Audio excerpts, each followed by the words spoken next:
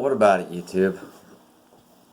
Okay, so Rand Paul gets up before Congress and he starts whining and crying about MMT, modern monetary theory.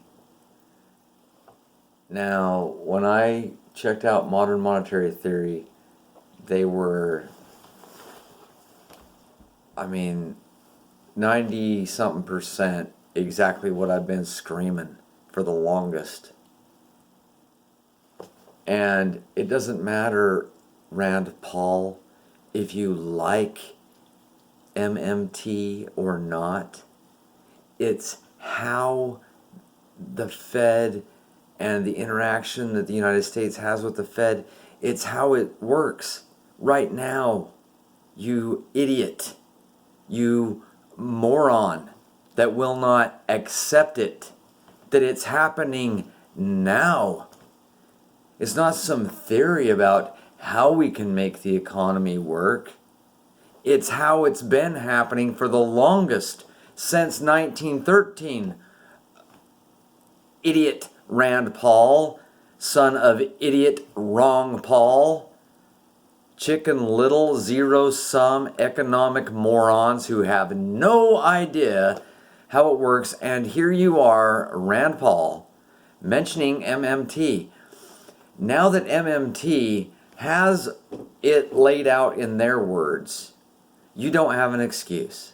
You could have had an excuse before that why would you be listening to me, right? And why? And even if you did hear what I had to say, how would that impact you? Probably not at all. Well, I'm sorry, Wrong Paul's son, Rand Paul. Let's go back to where you got your name. From Anne Rand, the gold bug, Chicken Little, moron, idiot, the one who hated any kind of charity, right? Made it sound bad by calling it altruism. The one who thought that money had to be gold because she said so, that's why. The one who had an affair with Rothschild, coincidentally enough, while she's making her movie Fountainhead and he's making his movie The Rothschilds in Hollywood. Which makes sense that she made Dagny a little cheating whore in her book and excused that. So women are superheroes, right? Here's our...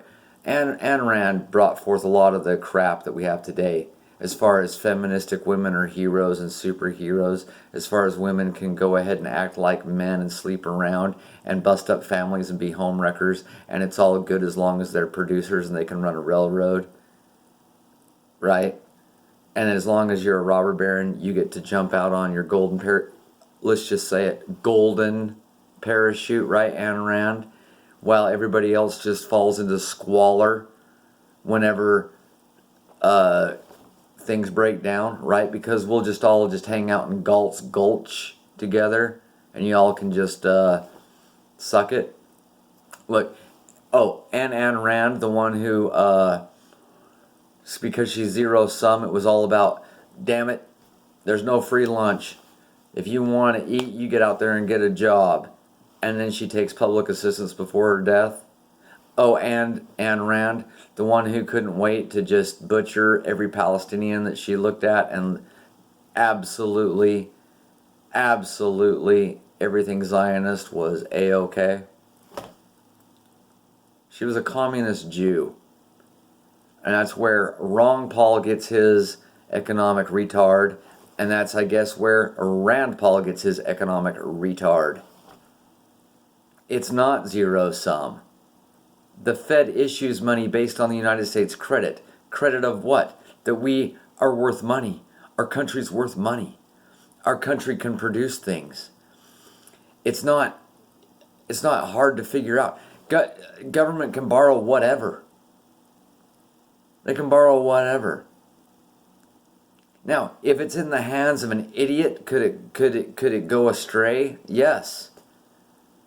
And I would suggest it, especially if you get it in the hands of a gold bug idiot, it'll go astray. Because they won't be smart enough to get rid of the usury which is the evil involved. They'll just add a ball and chain of a commodity into the mix and price fix that commodity and tell you that that means that it's money. It's the dumbest crap in the world. You have to price fix gold in order for you to call it your money. And now it's a ball and chain on your economy. Because unless you have enough gold, then to loan out, then the loaning stops. The economy comes to a halt, right?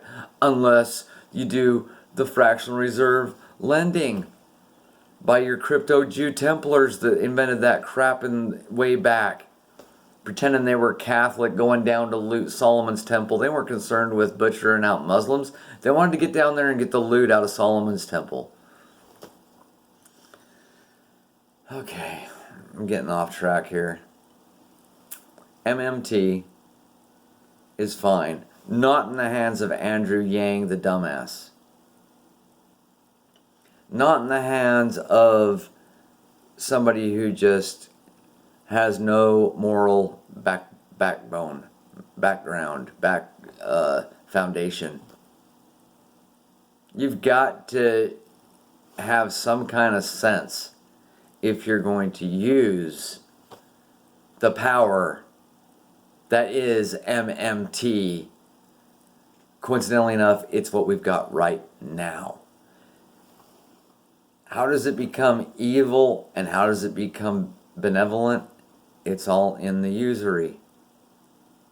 It's what we've got right now. There needs not be 1 cent of usury, no matter what anybody ever tells you. Oh, we think we need to raise interest rates. All of a sudden the Fed was warning about it and raising interest rates till Trump puts his guy in, the Goyim, and then he says, no, we're borrowing at 0. And if I can do it, I'm going to borrow at negative rates. Isn't that something? Isn't that something smart? I like 0. That's exactly what Trump says. But I like negative rates even better. Negative rates kind of blows my mind. But if you can get the Rothschilds to pay you, to issue you your money, I think you've pretty much flipped the scales on them in the right direction. Because they've used the usury, they've used the interest on borrowing as the basis for their income tax collection. When the United States ran out of gold in 1933, they confiscated the gold from everybody else. We became sort of like bankrupt. We became insolvent. And so something had to be put up as a collateral on this debt from these Rothschild bankers. And it was you and me through the income tax. But it's all based upon last year's borrowing. This year's tax is based on last year's borrowing. Whatever they borrow for, military, themselves to pay themselves, whatever else, whatever it is that they borrow for, any kind of social spending, whatever it is, okay? Any kind of agencies, whatever it is. Whatever they borrow for, the interest on it, not the principal. Nobody's coming around looking for the principal. The principal was just sort of magicked into existence anyway, because there was a need. Where there's a need, you can have the grease that skids the need. There never needs to be any kind of a blockade. There never needs to be like, oh, we've reached the debt ceiling. What shall we do now? Oh no. Okay, you magic the ceiling up a little bit. It's so easy. In the hands of an idiot though, like Andrew Yang, you're going to be in trouble. Okay? Now, with Trump and with stimulus during COVID, there's a perfect excuse. Okay? When Bush gave people money back in whatever it was, 2001 or whatever, I can't remember what it was. He gave us all money on our taxes, basically. But we all got money. And nobody complained. He said, go out there and spend money.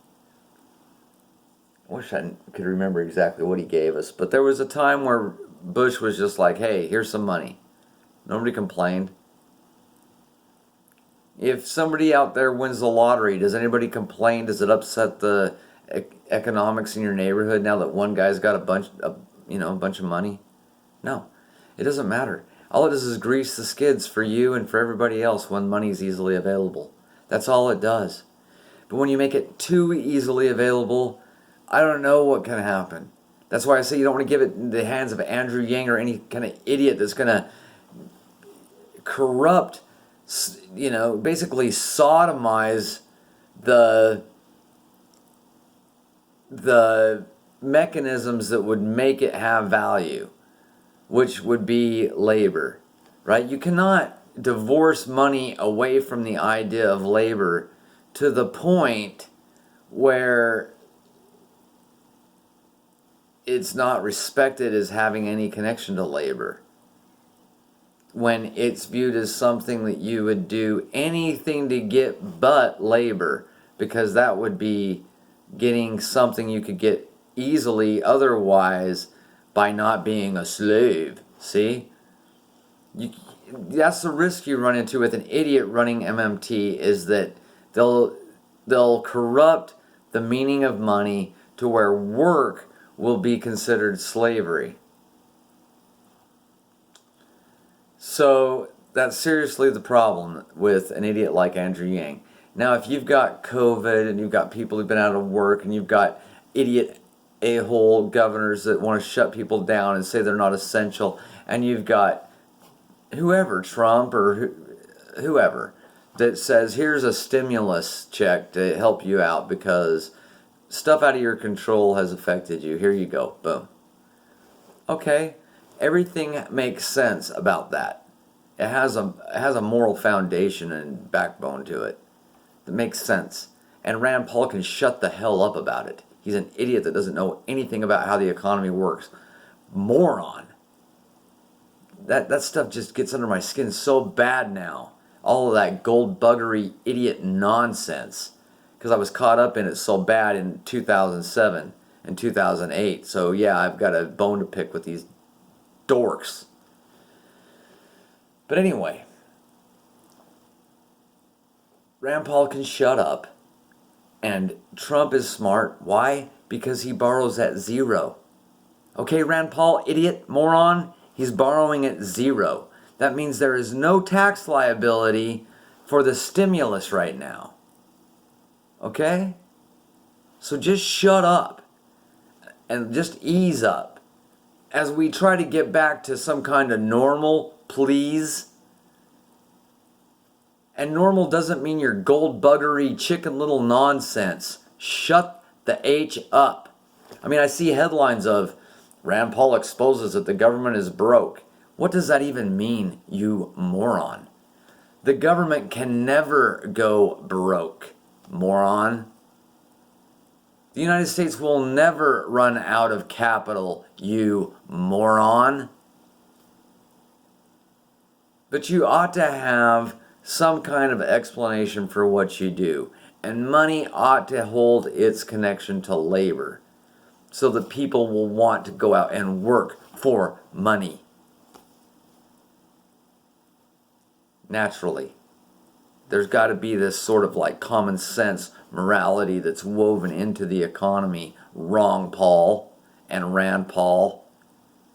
While you ignore the usury and promote your stupid shiny rocks. Anyway, that's it for this one. God bless.